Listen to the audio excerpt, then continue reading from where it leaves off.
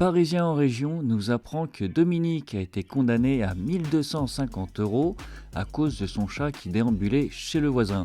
Alors, petite remarque extrêmement importante, ce n'est pas une amende. N'allez pas porter plainte contre le chat du voisin, les policiers vont vous rire au nez. Ce n'est pas une amende, c'est une condamnation au civil. Donc ça, c'était une précision vachement importante à faire. Ensuite, oui, le droit civil encadre la déambulation d'animaux qui soient sauvages ou domestiques. Donc ça rentre dans le domaine du droit, il n'y a pas de problème. Et comme ont pu le faire souligner certains commentaires, est-ce que la justice n'a pas autre chose à faire? Rassurez-vous, les juges qui jugent les affaires de chats ne sont pas les mêmes qui jugent les affaires de meurtre, parce que l'un c'est du civil, l'autre c'est du pénal, donc c'est pas le même domaine. Donc ne vous inquiétez pas, cette affaire de chat n'a pas pris la place d'une autre affaire plus grave. Non, du tout. Et la justice est obligée d'examiner une demande du justiciable, sinon c'est un déni de justice, c'est une faute. Donc que ce procès ait eu lieu, c'est normal. Contre, on peut se poser la question de savoir si le montant des préjudices subis par le plaignant justifie une saisine de la justice. Et le fait de déclencher des procédures pour des préjudices très faibles, ça s'appelle un abus de droit et c'est sanctionnable. Pourquoi est-ce qu'on n'a pas dit à Dominique qu'elle pouvait faire des demandes pour sanctionner ce voisin procédurier?